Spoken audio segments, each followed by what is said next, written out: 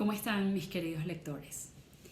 Bueno, si me estás viendo quiere decir que tienes data o que tienes internet y que tienes un dispositivo cargado o incluso conectado a la pared, es decir, que tienes luz. Los venezolanos en los últimos días nos hemos enfrentado de una manera muy dura a aquel dicho de que uno no sabe lo que tiene hasta que lo pierde. Quizás lo habíamos vivido ya con muchas cosas y ciertamente estábamos comenzando a entenderlo, pero las dimensiones de no tener algo tan sencillo y tan cotidiano como luz eléctrica en un país entero son cosas que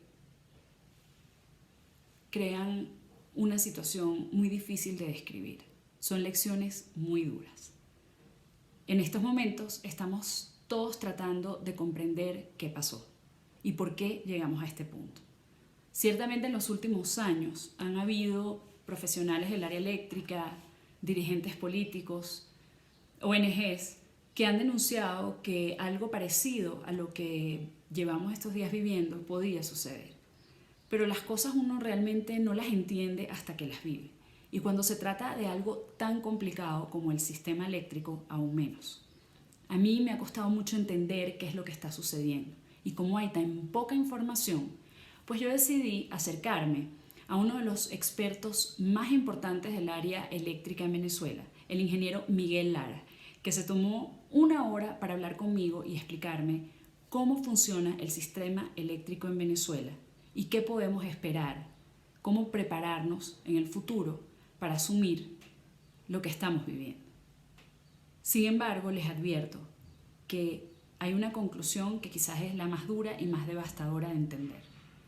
El sistema eléctrico no va a mejorar, no se va a rescatar a menos que no haya un cambio político, de políticas públicas y de dirigencia en el país.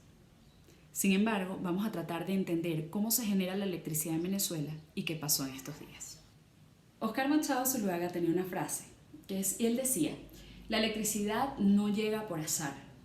El caso es que cuando prendemos un bombillo parece casi magia, pero detrás de eso hay todo un esfuerzo de ingeniería, de inversión, un esfuerzo humano, de tecnología, que permite que la luz llegue a nuestras casas. Detrás de una switchera hay un mundo muy complejo.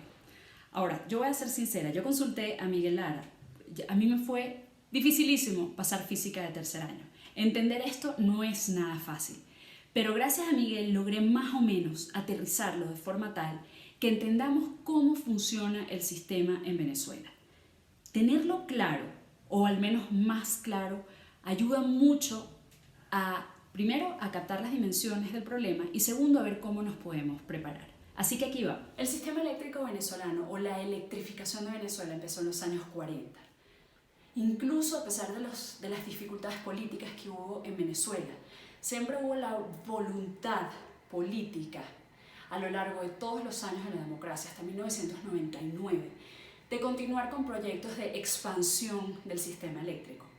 Uno de los más importantes o de las cosas más notables es que Venezuela tiene un cableado subterráneo. Esto es costoso, pero es sumamente efectivo y seguro a la hora de preservar la seguridad energética y eléctrica del país. Ahora, les voy a comentar, según toda la investigación que hicimos, cómo funciona el sistema eléctrico en Venezuela. Dice aquí, vamos a empezar por lo más básico. Tenemos una demanda que la genera un usuario. Esos usuarios son las residencias, las industrias, los locales comerciales.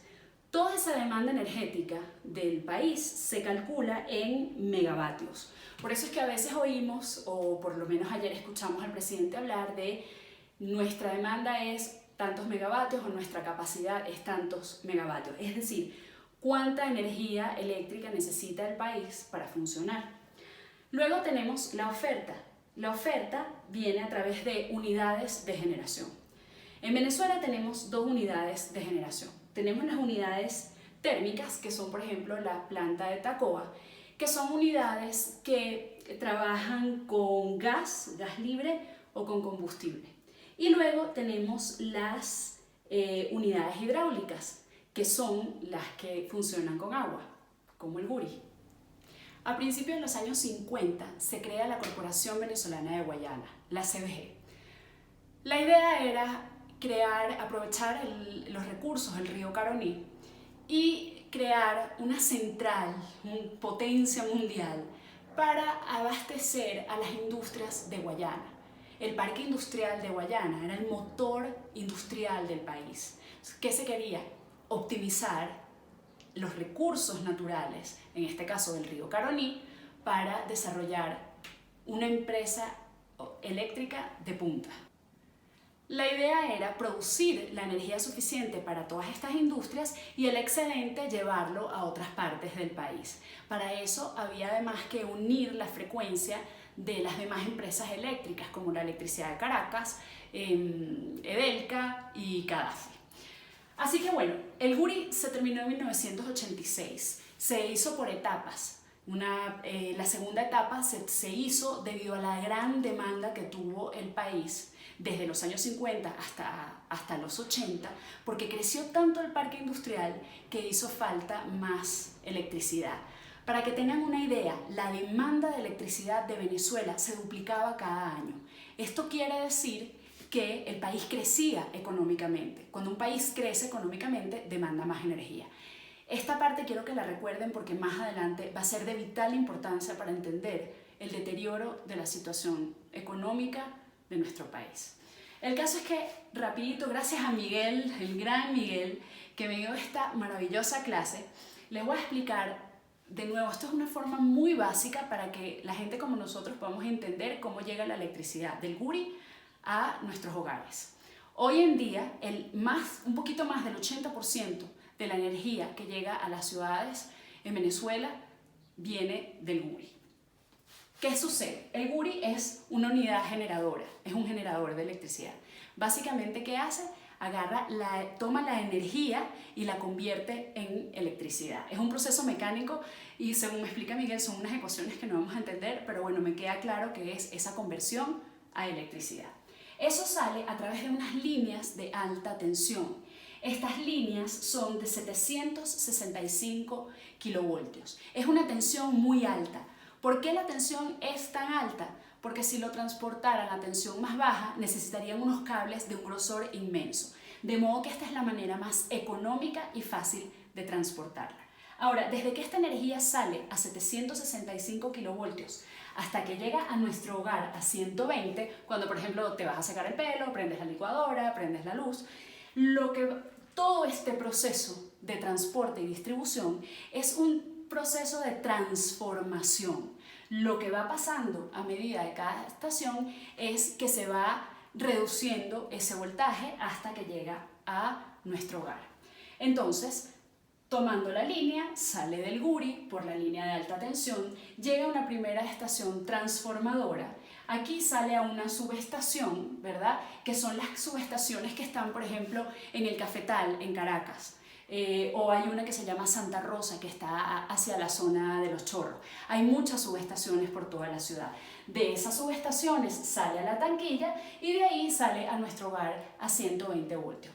De nuevo quiero insistir, esto es una versión muy simplificada de un proceso sumamente complejo. Es muy importante que entendamos que como el Guri solo hay 10 en el mundo, pero además de eso, la energía que se genera de estas unidades hidráulicas es limpia, tiene efectos colaterales muy beneficiosos, y una de las cosas que se pensó para Venezuela era que el agua cada vez más se iba a convertir en un commodity muy importante. De modo que las inversiones que se hacían en el área eléctrica hacían de Venezuela un país potencia en el tema energético. Cuando la electricidad de Caracas cumplió 100 años, el presidente entonces, Francisco de Revere, dijo una frase que creo que hoy la vamos a sentir más que nunca.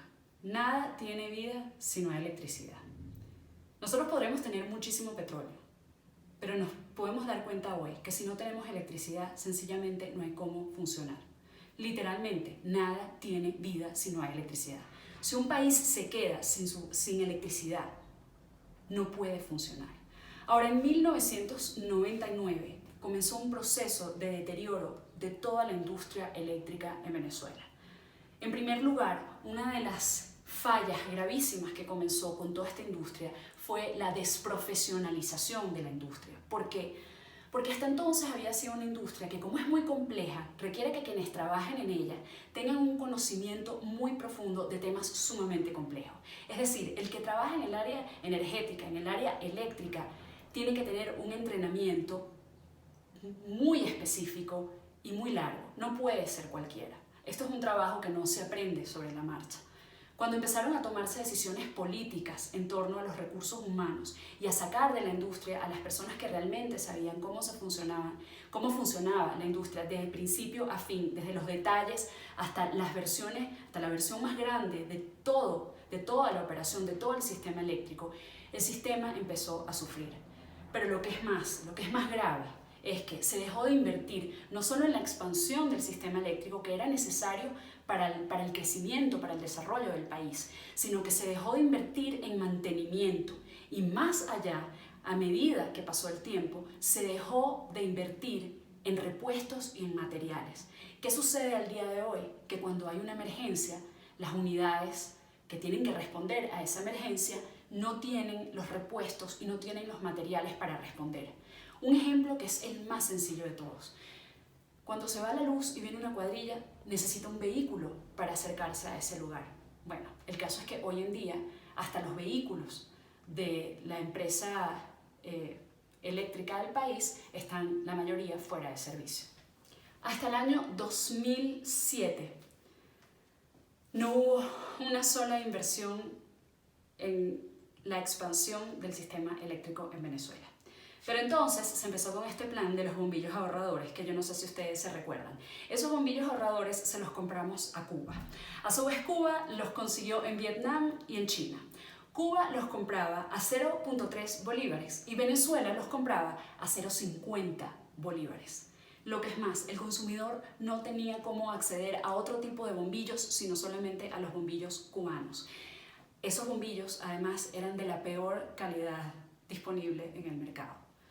Además de los bombillos, ustedes se recordarán que hubo un plan de plantas eléctricas.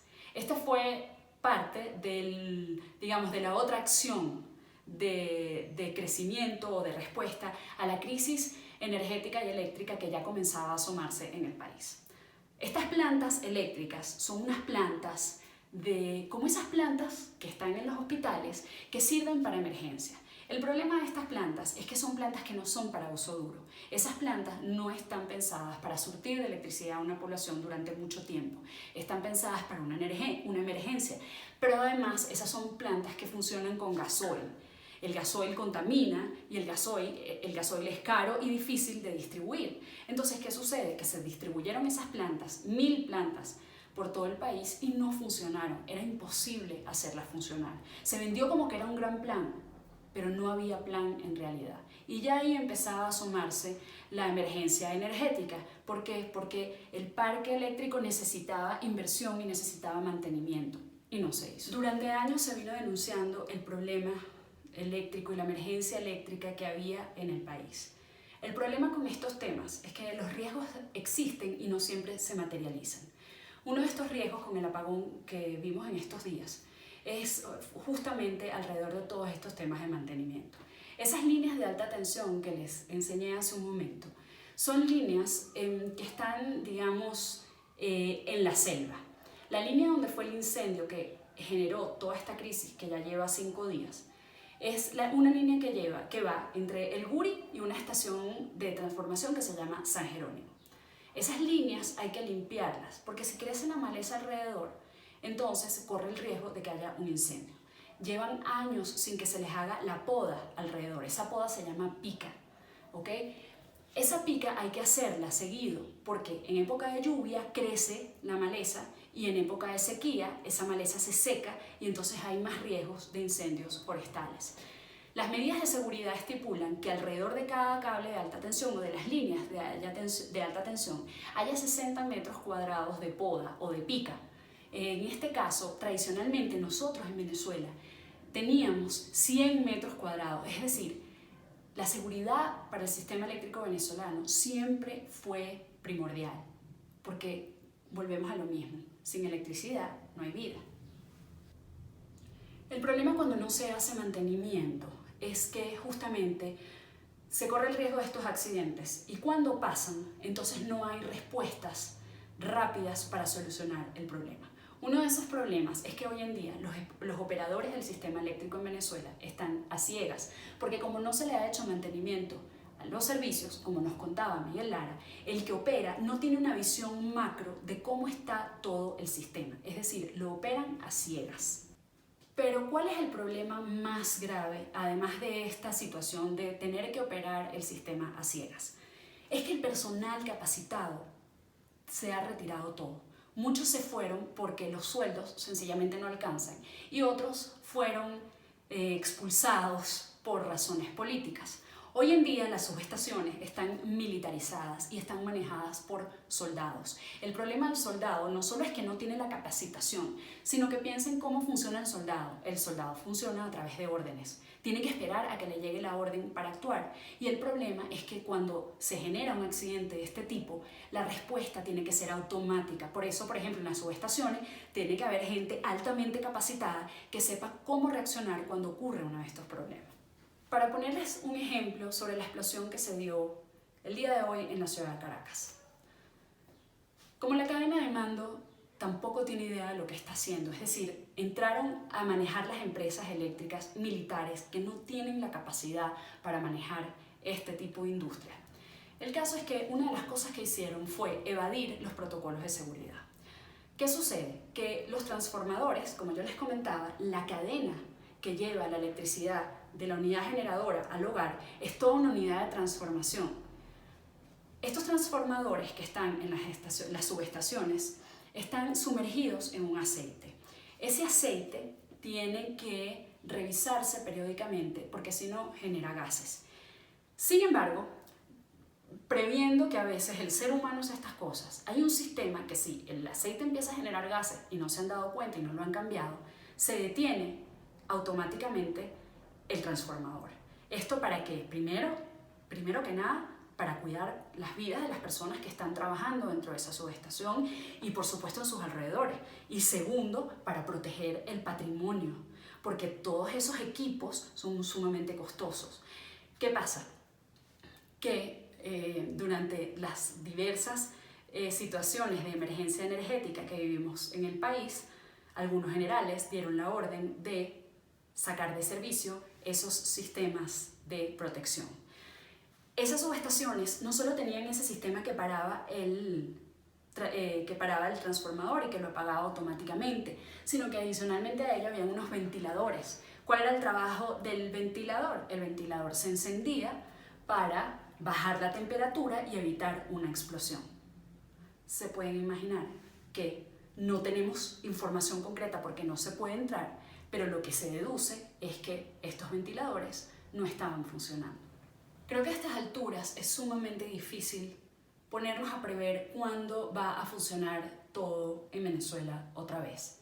Entre otras cosas, por el hermetismo, por la falta de data dura, por la falta de información que hay hacia los expertos en el área y hacia los técnicos que han tratado de informarse sobre qué es lo que pasa. Creo que lo que pudimos hacer en este momento es tratar de informarnos sobre cómo funciona y darnos cuenta que este tipo de emergencias realmente no se van a solucionar a fondo hasta que no haya un cambio político, porque la falla es de todo el sistema. Por ponerles un ejemplo, esos transformadores que explotaron ya no se pueden conseguir en Venezuela.